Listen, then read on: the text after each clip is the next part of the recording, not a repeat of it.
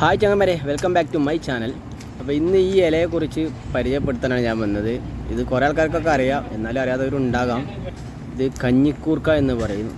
കഞ്ഞിക്കൂർക്ക തന്നെ 3 തരത്തിലുണ്ട്. അതിൽ ഒരു ചുമക്കൂർക്ക എന്ന് പറയുന്ന ഇനത്തിൽപ്പെട്ട ഒരു ചെടിയാണ് ഇത്. ഈ ചുമയുള്ളവർക്കൊക്കെ കഴിച്ചാൽ ഭയങ്കര ആശ്വാസം കിട്ടും. അതുപോലെ തന്നെ നമ്മളെ വയറ് സംബന്ധമായ എല്ലാ അസുഖങ്ങൾക്കും നല്ലൊരു ഔഷധമാണ് ഈ ചെടി.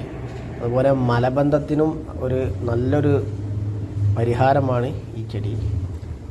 ഇതുപോലെ ഒരു കുപ്പിയിൽ ഒരു ചെറിയ തണ്ടിട്ടാൽ തന്നെ ഇത് പെട്ടെന്ന് ഉണ്ടാകുന്ന സാധനം കേട്ടോ.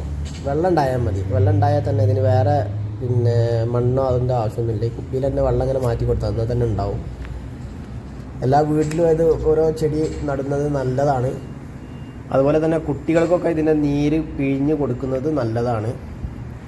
ഇനി നിങ്ങളെന്തെങ്കിലുമൊക്കെ കഴിച്ചിട്ട് അത് ദഹിക്കാതെ വരികയാണെങ്കിൽ അതുപോലെ തന്നെ ഇതിൻ്റെ ഒരു 4-5 ഇല എടുത്തിട്ട് അത് നിങ്ങോട്ട് ചവച്ച് അരച്ച് കഴിച്ചാലുണ്ടല്ലോ, ആ ഒരു പ്രശ്നം മാറി കിട്ടും. അത്രയും ഔഷധ ഗുണമുള്ള ഒരു ചെടിയാണിത്. കൂടാതെ കരൾ രോഗമുള്ളവർക്ക് അതുപോലെ തന്നെ ശ്വാസകോശത്തിൽ എന്തെങ്കിലും പ്രശ്നമുള്ളവർക്കൊക്കെ ഇത് കഴിച്ചാൽ തന്നെ കുറേ ആശ്വാസം ലഭിക്കുന്നതാണ്. പിന്നെ ഇതൊരു ചെറിയ ചട്ടീൻ്റെ വീട്ടിൽ ഉണ്ടാക്കുന്നതും എളുപ്പമാണ്. നല്ലൊരു ഔഷധ ഗുണമുള്ള സസ്യമാണ്. എപ്പോഴും എല്ലാവർക്കും ഉപകരിക്കുന്ന ഒരു ഔഷധം കൂടിയാണിത്.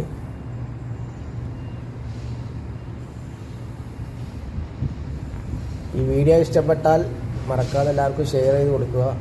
അറിവില്ലാത്തവർക്ക് പുതിയ അറിവായിട്ട് ലഭിക്കട്ടെ എന്ന് ആശംസിക്കുകയാണ്. അപ്പോൾ എല്ലാവരും ഷെയർ ചെയ്ത് കൊടുക്കുക. അതുപോലെ എൻ്റെ ചാനൽ മറക്കാതെ സബ്സ്ക്രൈബ് ചെയ്യുക.